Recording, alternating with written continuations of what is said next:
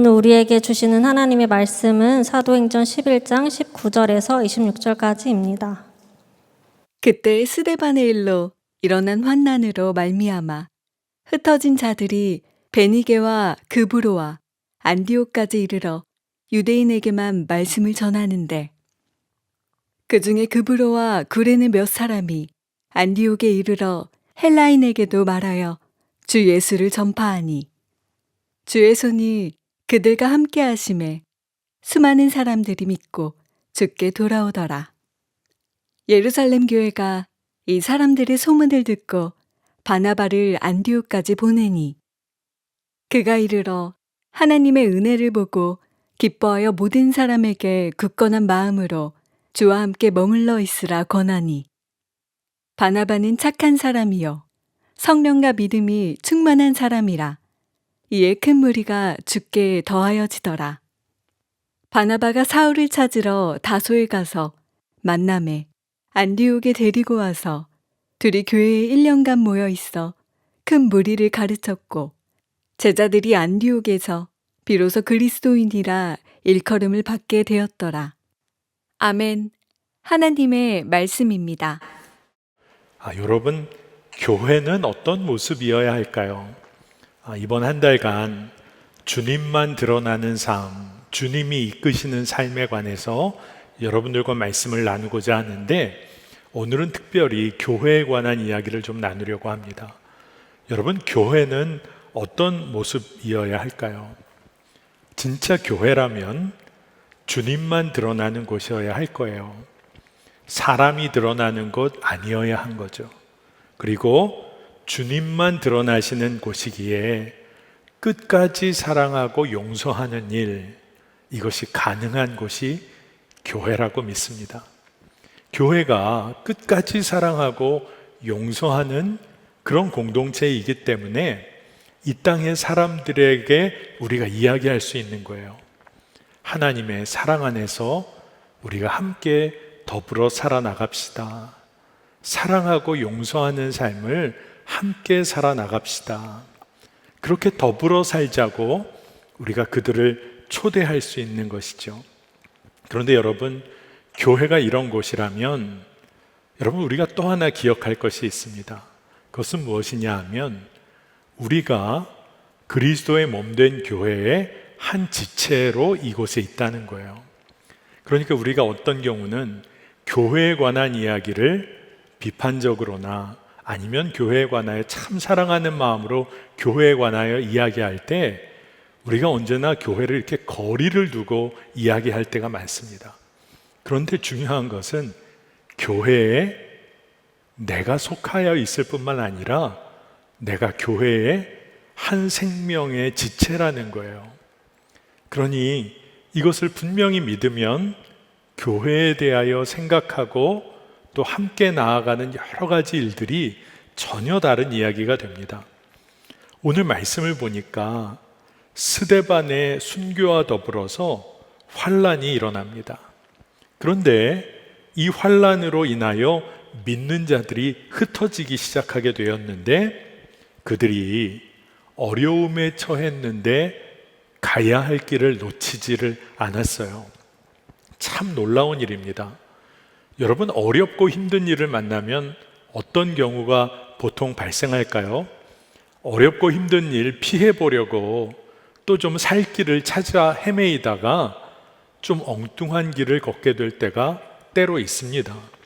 그런데 오늘 말씀을 보면 믿는 자들이 환난을 당하여 흩어지게 되었지만 그들 안에 역사하시는 주님으로 인해서 그들이 여전히 복음을 증거했다는 거예요. 그들이 환난을 당했지만 그들이 사는 삶의 방식은 믿음을 드러내는 것, 주님을 드러내는 삶, 그 삶을 살았다는 거예요. 그러니까 예수 그리스도를 드러내는 삶을 살았던 거죠. 그러니까 그들의 삶이 복음의 메시지가 된 겁니다. 이 초대의 교회에 일어난 일이 참 놀라워요. 환난을 당하고 어려운 일을 당했는데 엉뚱한 길을 걷는 것이 아니라 더 깊이 그들이 가야 하는 길, 복음을 증거하고 주님을 드러내는 삶을 너무나 당연히 살아가게 됐다는 겁니다. 바로 이때에 복음을 증거하는 일에 있어서 놀라운 변화가 하나 발생하게 됐는데, 그것은 뭐냐 하면 대부분 유대인들에게만 복음을 증거했었는데, 말씀을 증거했었는데 헬라인에게도 복음이 증거되기 시작했다는 거예요. 19절 하반절부터 20절까지를 보겠습니다. 유대인에게만 말씀을 전하는데 그 중에 구브로와 구레네 몇 사람이 안디옥에 이르러 헬라인에게도 말하여 주 예수를 전파하니 주의 손이 그들과 함께 하심에 수많은 사람들이 믿고 주께 돌아오더라. 아멘입니다. 헬라인에게도 복음을 전하기 시작한 사람들에게 주님의 손이 함께 하셨다는 거예요. 그렇기 때문에 주님께로 돌아온 자들이 많아졌다라고 기록하고 있습니다. 여러분, 그러니까 정확히 우리가 보아야 합니다. 구원의 은혜를 알게 된 사람들이 어려움을 겪음에도 불구하고 복음을 증거했어요. 그 은혜를 그저 살아냈습니다. 주님만 드러내는 삶을 살았어요. 그랬더니 사람들이 주께로 많이 돌아왔다는 거예요. 여러분, 목적이 무엇인지를 잘 봐야 합니다. 주님과 함께 거하며 주님 안에서 주님을 드러내는 삶이 목적이 된 삶을 산 거예요. 그랬더니 사람들이 많이 모이고 주님께로 돌아오는 일은 주님의 역사로 일어나게 된 것입니다. 말씀의 기초에서 자기 삶에 주어진 상황 가운데 응답하고 반응했더니 하나님이 역사하셨다는 거예요. 여러분, 우리의 삶이 꼭 이와 같은 방식으로 전개되기를 원합니다. 여러분, 주님께서 역사하시고 채우세요. 근데 그 이전에 믿는 자들이 어떻게 살았냐? 바로 주님과 함께 거하기를 원하고 주님만 드러내기를 원했고 은혜를 누렸다는 거예요.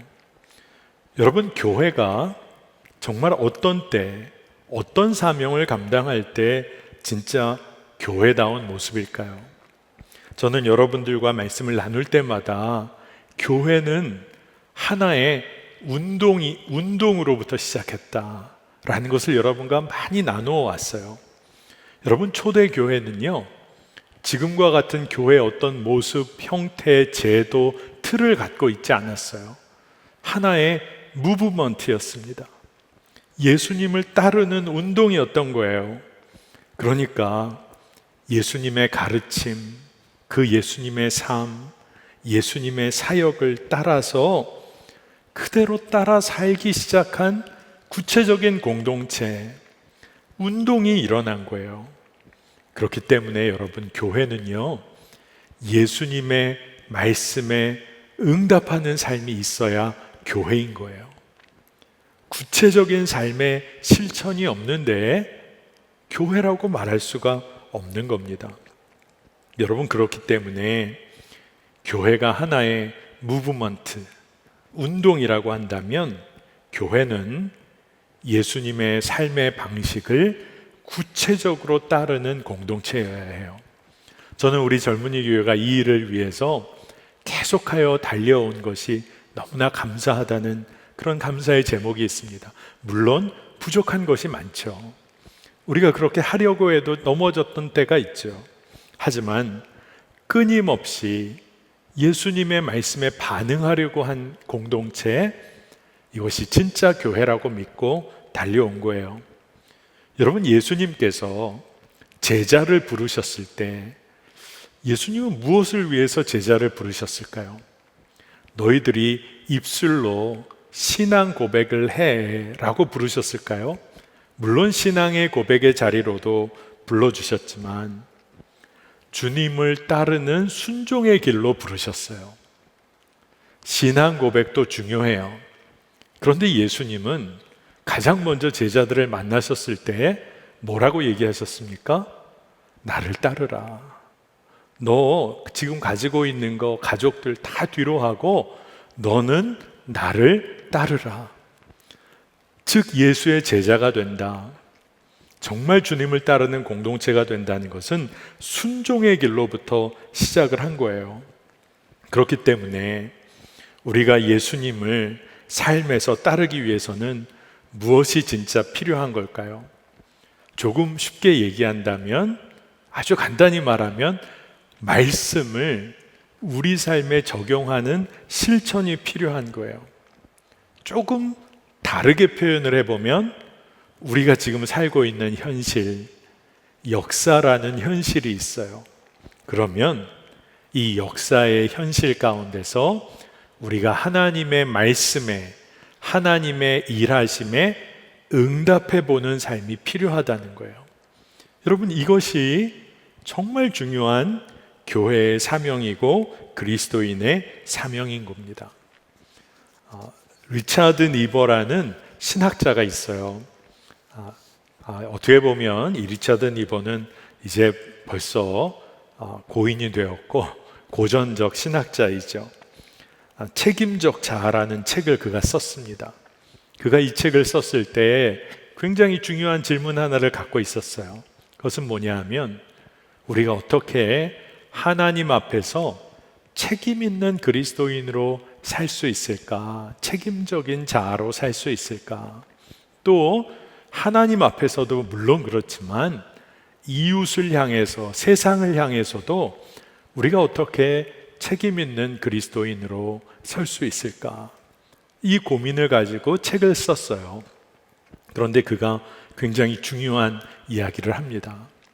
그리스도인은 그래서 우리 삶의 주변에 일어나고 있는 일들을 믿음의 눈을 들어서 잘 살펴봐야 한다는 거예요. 여러분, 진짜 중요한 일입니다. 도대체 내 주변에서 무슨 일이 일어나고 있는 거지? 이것을 잘 살펴볼 눈이 필요하다는 거예요. 그런데 이 일을 왜 이렇게 살펴보는 것이 중요하냐? 여러분, 하나님은 살아계시잖아요. 그러니까 그 하나님께서는 여전히 우리 가운데서 새 일을 행하고 계세요.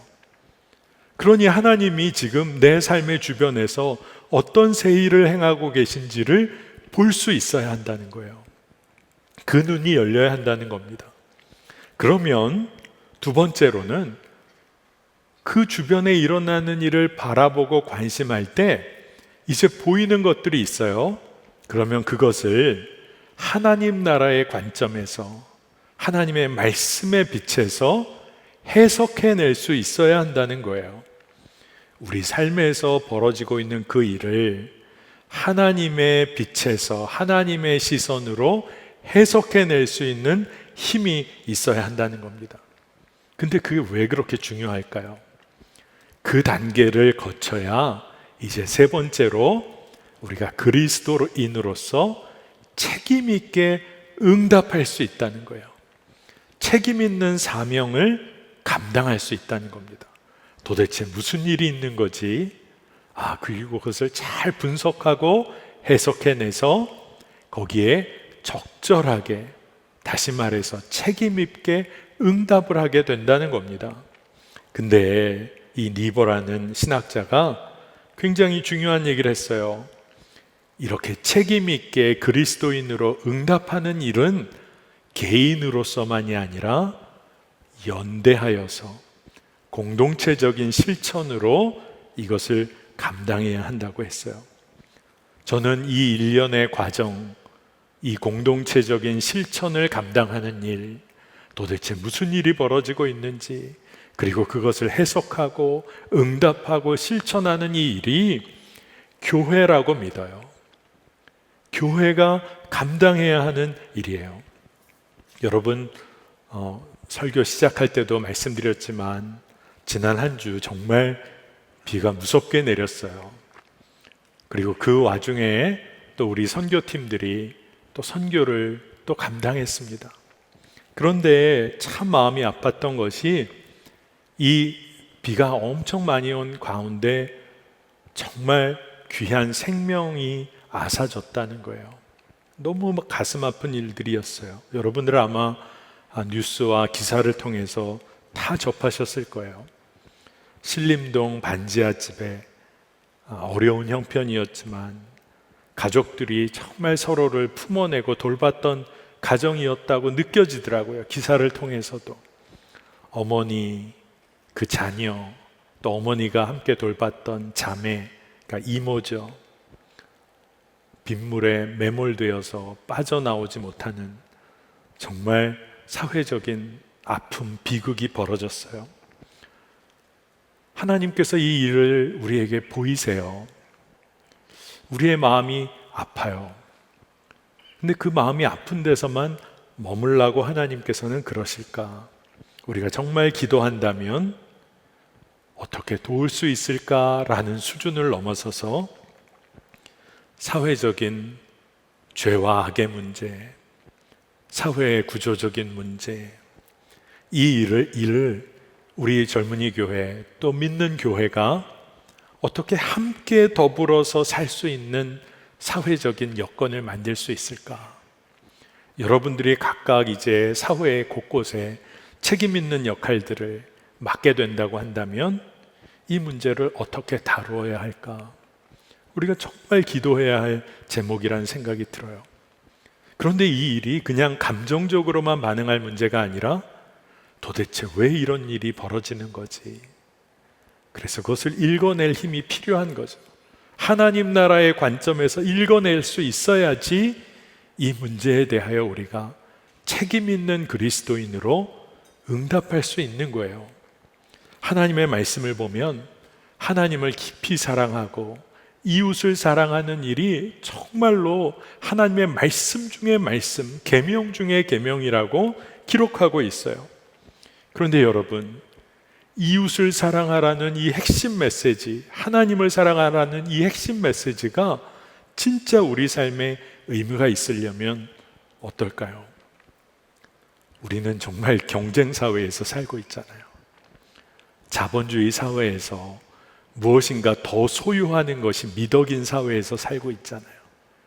그런데 우리가 살고 있는 사회를 믿음의 눈으로 바라보고 분석하고 비판적으로도 바라보고 새로운 길을 열어볼 그런 시선이 우리에게 없다면 이웃을 사랑하자라는 말은 너무나 나이브한 말이 되고 마는 거예요. 진짜 하나님의 명령이라고 한다면 우리는 어떻게 이 시대 속에서 이웃을 사랑해야 할까 고민해야 한다는 것입니다.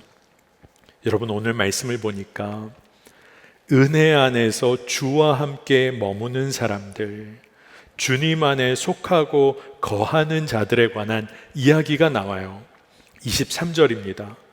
예루살렘 교회가 이 사람들의 소문을 듣고 바나바를 안디옥까지 보내니 그가 이르러 하나님의 은혜를 보고 기뻐하여 모든 사람에게 굳건한 마음으로 주와 함께 머물러 있으라 권하니. 이 이야기는 뭐냐 하면 아까 이야기한 것처럼 안디옥에서 정말로 하나님의 복음이 증거되기 시작해서 유대인들만이 아니라 이방인들도 하나님에 관하여 예수 그리스도에 관하여 알게 되고 함께 모이는 역사가 있었던 거예요. 그래서 바나바가 안디옥까지 옵니다. 그리고 놀라운 은혜를 보게 된 거예요. 그래서 그들에게 더 굳건한 믿음을 가지고 주와 함께 머물러 있으라 라고 이야기를 했다는 겁니다. 저는 이 주와 함께 머물러 있는 사람들, 이게 진짜 교회 공동체라는 마음이 들었어요. 주님 안에 속하고 주님 안에 거하는 자, 말씀 안에 거하고 말씀을 삶에서 살아내는 자, 구체적으로 응답할 수 있는 사람, 말씀대로 순종할 수 있는 사람은 어떤 사람일까요? 그 주님의 말씀이 얼마나 중요하고 귀한지를 깨닫는 사람이에요. 그리고 이미 그 말씀의 은혜를 내가 누린 사람인 겁니다. 그러니까 여러분이 일상 가운데서 예수 그리스도의 말씀을 살아냄으로써 은혜를 누리기 시작하면 그건 진짜 놀라운 힘이 되는 거예요. 여러분, 주님과 함께 머무는 사람들, 근데 이 안디옥에서 말씀을 함께 배우고 제자로 세워지는 역사가 계속 이어지게 됩니다. 그래서 이 안디옥에 모인 믿는 자들을 그리스도인이라고 처음 일컫게 된 거예요. 여러분 다 아시는 이야기입니다. 이 안디옥 교회가 이방 선교의 중심지가 돼요. 그리고 바나바가 바울을 불러서 이곳에서 오랜 기간 하나님의 말씀, 구원의 복음을 훈련시키는 일을 합니다. 하나님의 그 놀라우신 말씀, 구원의 복음을 마음에 새기고 경험하게 하고 이해하게 하고 훈련된 삶의 제자로 세우게 돼요. 그러니까 진짜 교회는 훈련이 있는 거예요. 말씀대로 살아내는 훈련이 있는 겁니다. 25절, 26절 말씀입니다. 바나바가 사울을 찾으러 다소에 가서 만나매 안디옥에 데리고 와서 둘이 교회에 1년간 모여 있어 큰 무리를 가르쳤고 제자들이 안디옥에서 비로소 그리스도인이라 일컬음을 받게 되었더라. 아멘입니다. 여러분, 훈련의 과정이 있었단 말이죠. 여러분, 우리에게도 믿음의 내적 성장이 이어지기 시작한다면 거기서 머물러서는 안 돼요. 내가 내적으로 믿음이 성장해서 참 난 만족한다. 근데 신앙은 자기 만족을 위해서 걸어가는 길이 아닙니다. 왜냐하면 예수 그리스도께서도 자신을 다 내어주셨잖아요. 내가 주 안에 거하는 내적인 증거와 확신을 갖게 되면 여러분은 외적으로 책임 있는 응답의 길을 걸어야 돼요. 사랑하고 섬기는 삶. 바로 이 사랑하고 섬기는 삶 때문에 안디옥 교회에서 그리스도인이라는 말이 주변 사람들로부터 일어나게 된 거예요. 저 사람은 그리스도를 진짜 따라 사는 사람들이구나. 저들이 예수를 그리스도라 고백하는데 그 예수 그리스도, 그의 삶을 그대로 사는 사람들이구나 라고 이야기를 한 거예요. 여러분, 이 놀라운 일이 사실은 하나님께서는 하나님의 구원의 역사 가운데 그 이전부터 계획하신 일입니다. 이사야 말씀을 보면 알 수 있어요. 이사야 말씀 62장 2절 말씀에 특별한 이야기가 나옵니다. 이방 나라들이 내 공의를 뭇 왕이 다 내 영광을 볼 것이요 너는 여호와의 입으로 정하실 새 이름으로 일컬음이 될 것이며, 이 이야기는 뭐냐 하면 하나님의 백성들, 하나님의 자녀들이 나중에 많은 사람들 앞에서 새 이름으로 불리우게 될 거다 라고 이사야서에 이미 기록이 되어 있는데, 여러분, 이 새 이름이 뭡니까? 그리스도인이라는 거예요. 예수 그리스도로 인하여 구원의 은혜를 입고 그리스도를 따라 사는 사람들, 그리스도인이라는 이름으로 불리게 될 거다. 다시 말해서 구원받은 은혜로만 사는 사람들, 너희가 그렇게 될 거야 라고 말씀해 주시는 거예요. 여러분, 그리스도인들이 모인 교회는 어떤 교회일까요? 우리도 오늘 모든 청년 여러분들 그리스도인으로 모였잖아요. 여러분, 그리스도인들이 모인 교회는요, 기존의 이해와 기존의 방식을 언제나 주님 안에서 뛰어넘는 교회입니다. 유대 종교 중심의 하나님 이해를 초대교회는 뛰어넘었어요. 율법에 대한 기존의 해석을 뛰어넘었어요. 하나님 나라의 복음을 새롭게 증거합니다. 유대인만이 하나님의 자녀 아니라 이방인들 모두가 하나님의 자녀고 구원의 계획 가운데 있다는 것을 증거했어요. 여러분, 그 당시에 유대 중심 사회에서 이 이야기는 파격입니다. 스캔들이에요. 그런데 새로운 것, 이질적인 것들, 정말 수용해내기 어려운 것, 근데 이것을 교회가 다 품어내기 시작했어요. 어떻게 그럴 수 있었을까요? 사마리아인도 포용했어요. 문둥병, 정말로 그 당시에 천대받았던 이들 포용했어요. 창기 포용했어요. 셀이 포용했어요. 그 중심에 사랑이 있었기 때문에 가능한 거예요. 구원의 은혜, 그 은혜를 누린 자로서의 감격이 있었기 때문에 내 삶에 예수 그리스도만 드러나는 삶, 예수님이 주인 되신 삶을 살게 되었기 때문에 가능했던 거예요. 여러분, 오늘 이곳에 모인 우리 청년 여러분들, 또 성도 여러분들, 여러분의 삶이 너무나 지루한 것 같고 매일 일상 가운데 어떤 변화도 없는 것 같고 내 삶은 시간이 지나면 어떻게 달라질 수 있을까? 여러분, 고민하고 계신 분 계십니까? 그러면 진짜 핵심적인 문제를 깨달아야 돼요. 내 삶을 주님이 이끄시도록 내가 맡겨드리고 있는가? 내가 교회로 부름받은 그리스도인이라면 내가 하나님의 말씀에 책임적으로 응답해보고 있는가? 아무리 작은 하나님의 말씀이라도 그것을 아주 무시하지 않고 그 작은 말씀에 응답해보고 있는가? 여러분, 이것부터 점검해 봐야 돼요. 오늘 저희는 교회에 관한 이야기를 나눕니다. 저는 오늘 말씀 준비하면서 교회가 정말 교회 되기를 원합니다. 이 마음을 가지고 여러분과 오늘 말씀을 나눠야겠다고 기도해 왔어요.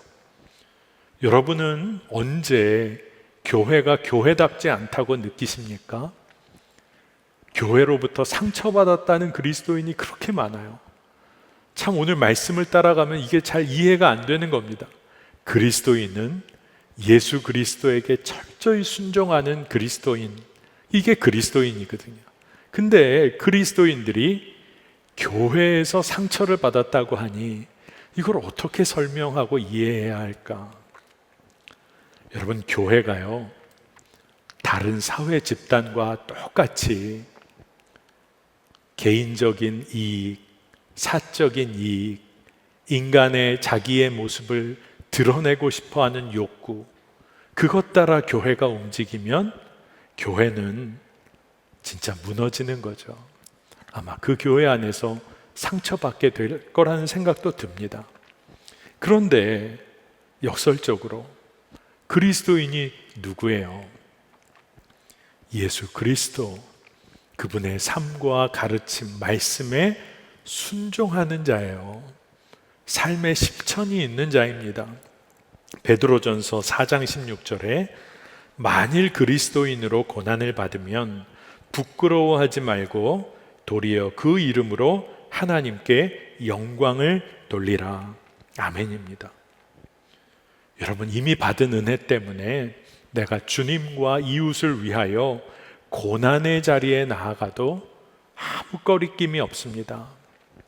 사실 이 마음이 없으니까, 이 믿음이 없으니까 내가 상처받았다고 하고 그리고 아파하고 넘어지는 거죠. 여러분, 그리스도인이란 이름으로 사는 삶을 통해 하나님께 영광을 돌리는 삶에는 그 핵심에 고난까지도 함께 나누는 삶이 자리하고 있는 거예요. 저는 우리 청년 여러분들 고난 받으라 이 이야기 하는 거 아닙니다. 여러분이 주의 영광에도 참여하기 원한다면 고난 받는 것도 기뻐할 믿음을 갖고 있으라는 거예요. 여러분, 그 믿음 때문에 하나님은 여러분을 사용하세요. 교회가 어떤 때 교회답지 못한 모습일까? 저는 또 하나를 여러분과 좀 나누려고 해요. 그것은 뭐냐 하면, 교회가 신앙 공식을 가르치기 시작할 때 교회는 교회답지 않게 돼요. 물론 교리와 신학은 참 중요합니다. 왜냐하면 세상 가운데서 복음을 변증하기도 하고 이단으로부터 보호하기도 하고 올바른 신앙의 길을 가르칠 수도 있기 때문에 그래요. 그러나 우리의 삶은 신앙의 공식으로 다 설명할 수 없잖아요. 그렇잖아요. 정해진 틀로 다 설명할 수 없잖아요. 그러나 중요한 믿음이 하나 있어요. 하나님의 사랑으로, 하나님의 뜻으로 설명되어지는 인생이에요. 그런데 우리가 하나님의 말씀과 뜻을 우리 것으로 해석해버리면 문제가 생겨요. 여러분, 우리 교회가 사랑하고 용서하는 일을 통해서 우리 삶을 설명해내기 시작했으면 좋겠어요. 십자가의 사랑으로 설명해 보는 거예요. 십자가의 사랑으로 용서함으로 삶을 품어내는 거예요. 그러면서 우리의 삶이 풍성해지는 은혜를 누리는 겁니다. 여러분, 그리스도인인데 우울해요. 우울할 수 있어요. 그런데 문제는 그리스도인이 하나님의 자녀로 마땅히 누려야 할 기쁨과 감사가 있다는 것을 우리가 믿음으로 붙잡으면 삶이 달라지기 시작하는 거예요. 여러분들, 그 일에 우리가 교회로 연합하게 되기를 원합니다. 교회가 하나님의 영광을 드러내고 주님을 드러내기 시작하면 진짜 교회는 달라지는 거예요. 우리가 하나님 사랑한다고 하면서 이웃 사랑하지 않고, 하나님께 영광을 돌린다고 하면서 하나님의 영광을 가로채는 그 일 때문에 무너져 왔어요. 그런데 교회가 교회되는 일, 하나님의 영광을 하나님께 돌리고 하나님을 사랑하기에 이웃을 전심으로 사랑하는 그런 공동체로 우리가 함께 세워져 가는 겁니다. 혼자는 안 돼요. 근데 오늘 이곳에 모인 청년들이 함께 세워 나가는 겁니다. 진짜 어떤 교회가 돼야 할까? 젊은이 교회가 올 초부터 리더십들 안에 젊은이 교회 재창립을 위한 비전 TF팀을 구성했어요. 젊은이 교회가 이제 내년부터 또 새로운 출발을 한번 해보자. 그런데 그 일을 위해서 먼저 기도하고 교회의 핵심 가치를 다듬어 보고, 그리고 하나님의 인도하심을 구하는 TF팀을 만들어 보자. 그래서 청년들이 올 상반기부터 지금까지 그 문제를 놓고 기도해 왔어요. 아마 이제 가을이 되면 여러분들과도 이 이야기를 나누면서 함께 기도하고, 내년도에 진짜 우리 젊은이 교회가 믿음의 실험을 제대로 한번 해보는, 하나님의 뜻대로 하나님만 드러내는 교회가 되보자. 이 일을 강하게 영적으로 드라이브를 걸어 나가려고 합니다. 근데 이 일을 놓고 여러분들과 한 두 가지 정도를 좀 나누려고 해요. 아마 우리 비전 TF팀에서도 굉장히 중요하게 여기고 모든 청년들이 이 마음을 모아가게 되리라 믿습니다. 첫째가 예수님과 동행하는 증인들의 공동체가 되면 참 좋겠다. 근데 이건 뭐 대단한 이야기가 아니에요. 그리스도인답게 살자는 거죠. 예수님의 길을 함께 걷는 증인들이 곳곳에서 서는 거예요. 여러분, 누군가 그 길을 같이 걸어가는데 내가 가는 길이 틀리지 않았구나. 함께 걷는 거예요. 여러분, 내 안에 주님이 계시다는 믿음의 확증이 생겼어요. 내적인 확증이 생겼어요. 그러면 어떤 일을 하게 될까요? 내 안에 주님이 너무나 분명히 계세요. 그러면 그걸로 만족하고 혼자서 기뻐하며 살게 될까요? 절대 그렇지 않아요. 그리스도인이라면 내 안에 주님이 너무나 충만히 계신 게 붙잡아지니까 이제는 그것이 큰 동력이 돼서 섬기게 돼요. 가장 낮은 자리로 나아가 섬기게 돼요. 이게 진짜 교회가 아닐까 생각해 봅니다. 두 번째가, 여러분, 그 똑같은 이야기지만 세상으로 이제 나아가야 돼요. 젊은이 교회가 이렇게 모여서 믿음 안에 믿음의 실험을 하며 내적인 성장을 지금까지 도모해 왔다면, 이제는 세상 가운데서 하나님 나라의 질서를 살아내는 공동체로 서 있어야 돼요. 이 세상의 방식이 아니라 세상의 문법, 세상의 성공의 문법 따라 살지 않아도 진짜 의미 있고 행복한 삶이 여기 있다. 세상을 뒤집어 놓는 일에 젊은이 교회가 쓰임 받기를 원합니다. 여러분, 한번 함께 생각해 볼까요? 경쟁이 아니라 더불어 사는 삶이 가능하다.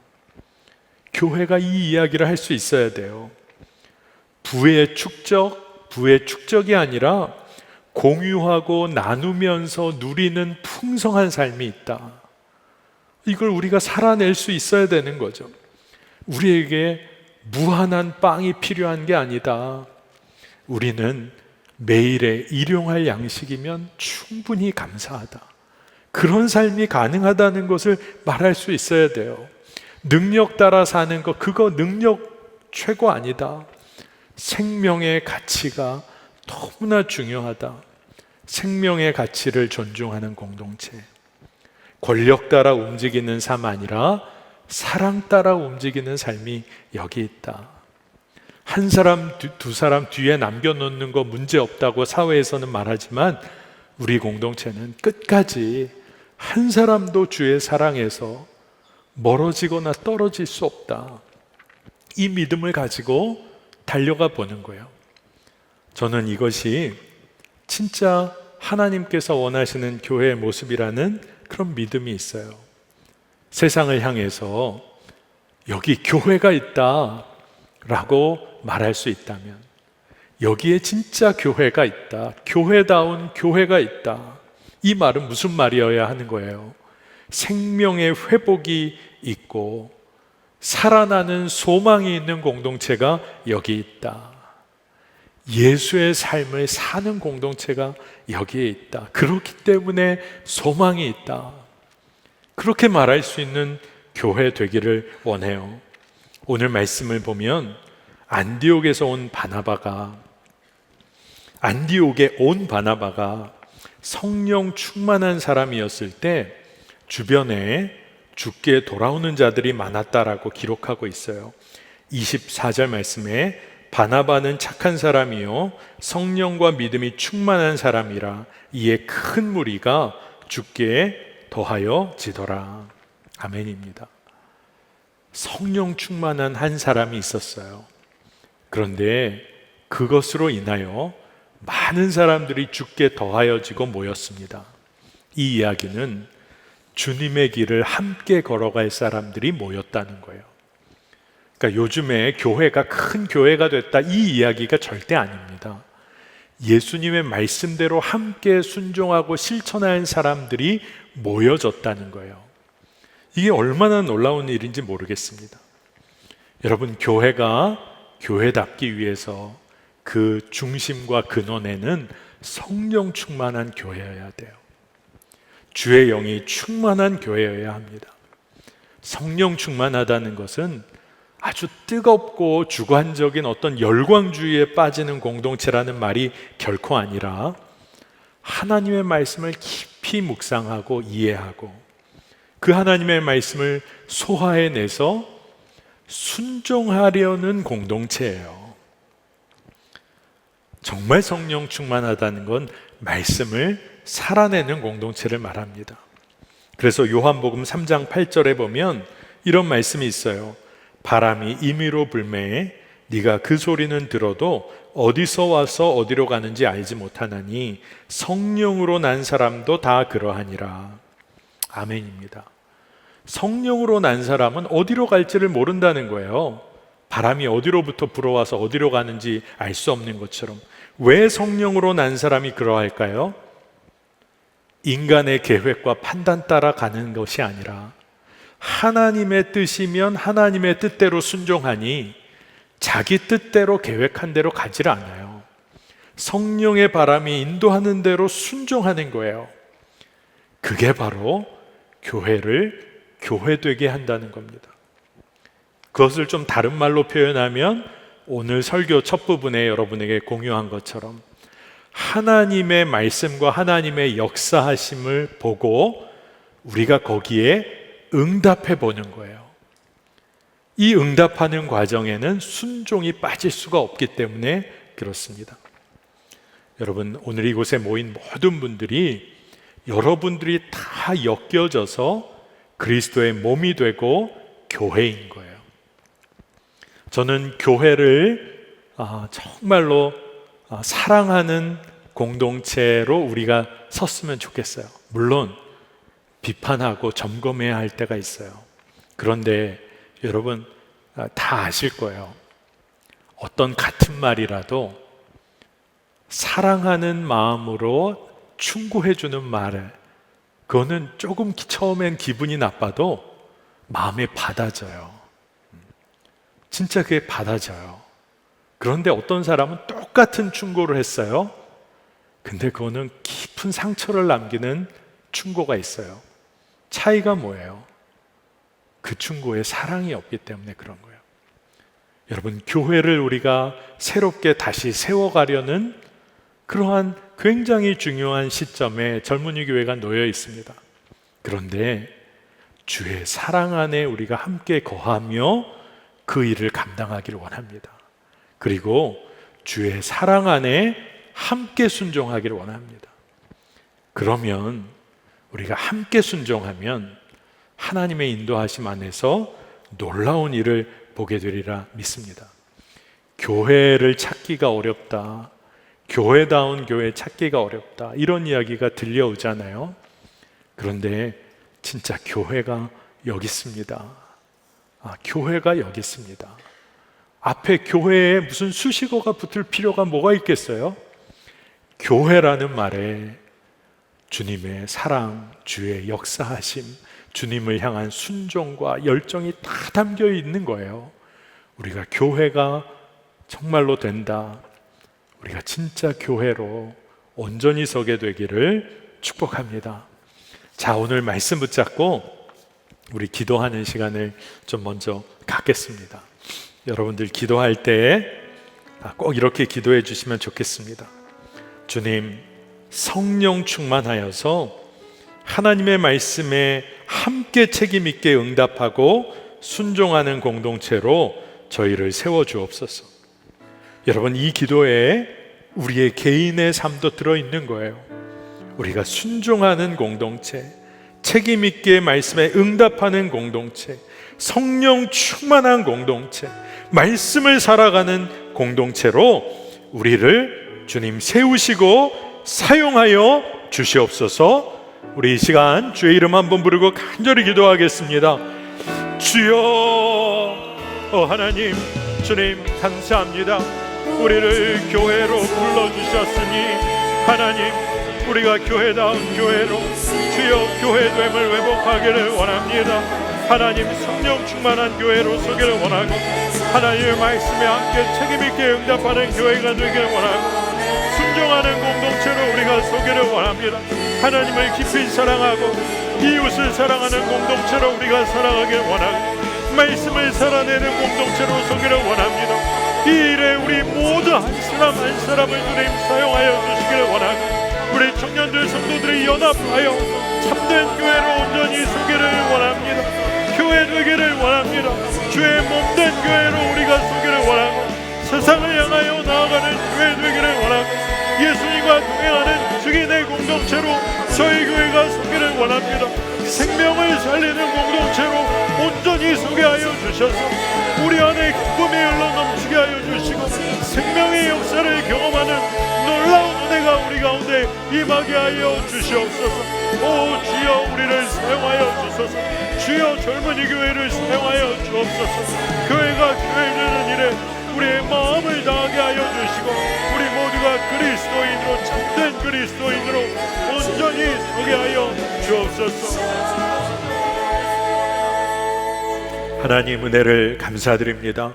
오늘도 주의 날 우리가 마음껏 주의 이름을 높여드리며 예배하게 하시고 주님이 이끄시는 삶, 주님만 드러나는 삶에 관하여 우리가 믿음 안에 고민하게 하시니 감사합니다. 주님, 교회가 교회 되기를 원합니다. 성령 충만하여 하나님의 말씀에 책임있게 응답하고 순종하는 공동체로 저희 모두가 세워지기를 원하고 이 세상 가운데 하나님의 몸된 교회가 주의 사랑, 주님의 용서하심을 증거하는 공동체로 서기를 원합니다. 젊은이 교회를 주님 축복하여 주셔서 예수님과 동행하는 증인들이 세워지는 공동체로 주님 다시 한번 저희들을 사용하여 주시기를 원합니다. 세상 속의 빛과 소금으로 세상 속에서 하나님 나라의 질서를 살아내는 공동체로 저희가 서기를 원하고 하나님, 이 일에 우리가 끝까지 순종하여 믿음으로 반응하여 하나님의 영광을 보게도 하시고, 하나님 주의 손과 발이 되어 가장 낮은 자리에 또한 함께 서기를 원합니다. 하나님, 우리가 믿음으로 이 자리에 나와 예배하며 정말로 지금 이 사회의 아픈 현실을 봅니다. 수혜로 말할 수 없는 고통 가운데 있는 이들을 위하여 저희가 작은 힘이라도 또 기도로 우리가 이 일에 함께 참여하고자 합니다. 하나님, 물질을 내어드리게도 하시고 우리의 마음을 내어드리게도 하시고, 우리가 지금 처한 공부하고 또 일하는 현장에서 이 사회를 섬길 수 있는 주님 눈을 열어주시기를 원합니다. 특별히 선교의 뜨거운 시간들을 보내왔습니다. 올 여름 또 마무리하는 선교의 마무리 단계에서 우리가 다시 한번 매일의 일상에서 선교하는 삶을 살게 하시고, 수고하고 애쓰고 중보하였던 모든 이들의 심령에 하나님 나라를 볼 수 있는 믿음의 눈을 더욱 열어 주옵소서. 지금 이 시간 세계 열방 곳곳에서 주의 복음 들고 선교하는 우리 선교사님들과 동역자들을 주님 기억해 주셔서 저들의 처한 삶의 현실 속에서 저들이 예배할 때 하나님 놀라운 주의 일을 이루시고 역사하여 주실 줄 믿습니다. 저희가 끝까지 함께 연합하여 기도하게 하여 주옵소서. 오늘 정말 감사의 마음을 가지고 구별된 예물을 올려드린 손길들이 있습니다. 주님 기억하시고 저들의 삶이 하나님의 나라와 의를 위하여 쓰임받게 하여 주시고, 하나님 삶을 내어드린 우리 청년들 성도들의 삶에 주님 주의 복을 부어주시길 원합니다. 우리가 하나님을 사랑하는 만큼 이웃을 사랑하는 일에 우리의 마음을 쓰게 하여 주셔서 하나님 정말 교회로서의 사명을 놓치지 않게 하여 주옵소서. 감사드리고 예수 그리스도의 이름으로 간절히 기도합니다. 아멘. 우리 시간에 다 일어나셔서 우리 함께 우리의 믿음을 찬양으로 고백하며 올려드리겠습니다.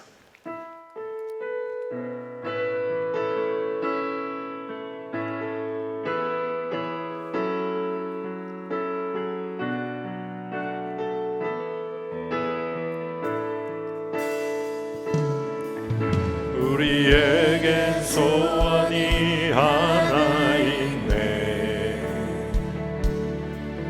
주님 다시 오신 그날까지 우리 가슴에 새긴 주의 십자가 사랑, 나의 교회를 사랑케 하네. 주의 교회를 향한 우리 마음, 희생과 포기와 가난과 고난, 하물며 죽음조차 우릴 막을 수 없네. 우리 교회는 이 땅의 희망, 교회를 교회되게, 예배 예배되게, 우리 사용하소서.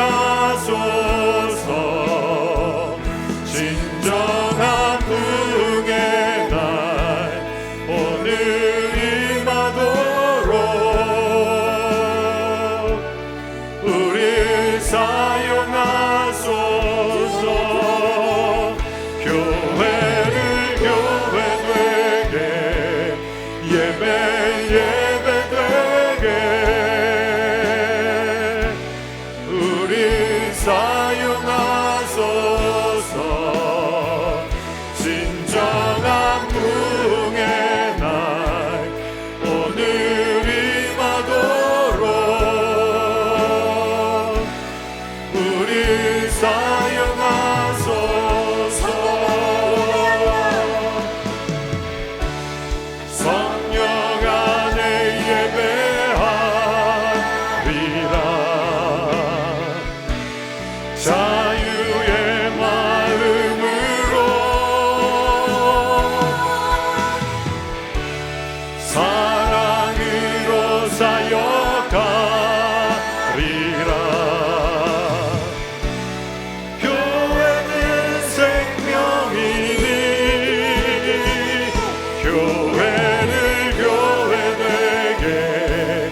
예배 되게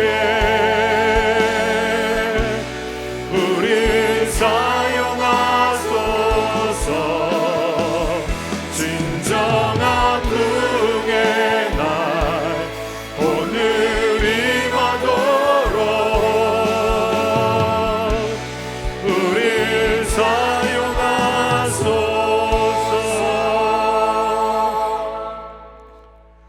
지금은 우리 주 예수 그리스도의 은혜와 하나님의 놀라우신 사랑하심과 성령께서 우리 안에서 역사하시고 교통하심이 이제 성령 안에 거하며 주의 몸된 교회로 온전히 쓰임받기를 갈망하는 주의 사랑하는 청년들과 성도들의 삶 위에 지금으로부터 영원토록 함께 하시기를 간절히 축원하옵나이다. 아멘.